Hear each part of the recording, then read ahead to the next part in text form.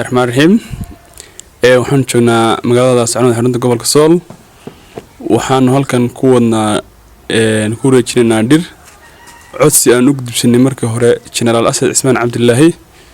annagoo ah ururka deegaan cagaarshe gobolka Sool codsigaas oo naga aqbalay generaalku noona ballan qaaday inuu qayb libaax ka qaadanayo cagaarinta gobolka Sool hadeerna waxaan halkan anigoo ah xubin ka mid ah ururka deegaan cagaarshe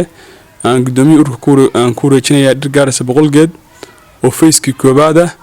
generaalku wuxuu noo ballan qaaday inuu macnaha cagaarinta gobolka Sool iyo wixii aan uga baahanay kale uu noo garab taagan yahay marka hadir waxaan ku reejinayaa gudoomiyihii ururka Maxamed Saleebaan waxaad igala wareegaysaa feeski koobaad dhirta generaalku soo dhiibay waa 100 geed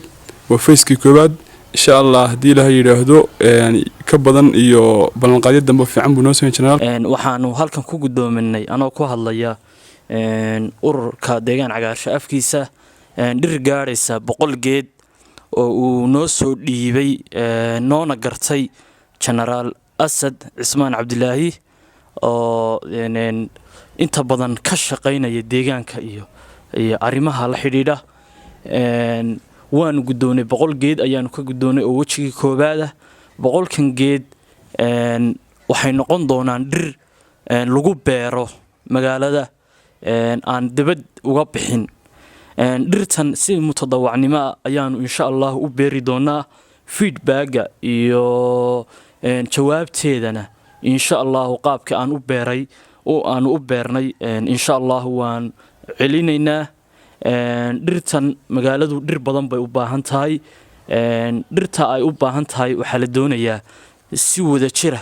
in loo cagaariyo deegaan cagaarshan wuxuu taagan yahay markasta dhireynta magaalada waxaan aad ugu faraxsanahay in generaalku uu dareemay baahida deegaanka isla markaasna uu dhirtii ugu horeysay feeska koobaad uu noo soo dhiibay waxaan rajaynaynaa inuusan intaa aysan ku ekaane uu dhir badan iyo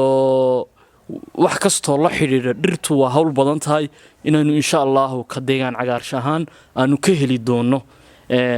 aad baan ugu mahadcelinayaa injineerka generaalka insha Allah waxaan rajaynayaa in waxaan joognaa neersariga cagaarshe halka waxaan ugu heliyaa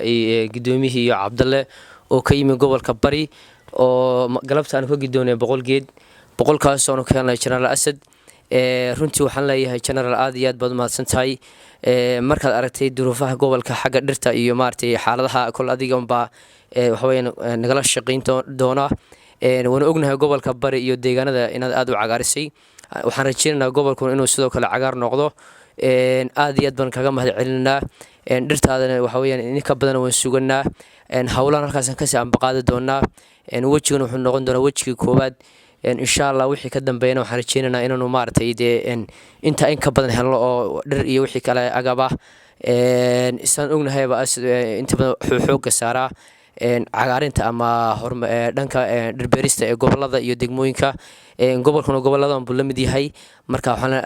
General aad iyo aad baad mahadsan tahay hawshana meel wacan bay maraysaa si guud iyo si gaar ah baan ku salaamanaa aad iyo aad baad mahadsan tahay wassalaamu calaykum waraxmatullaahi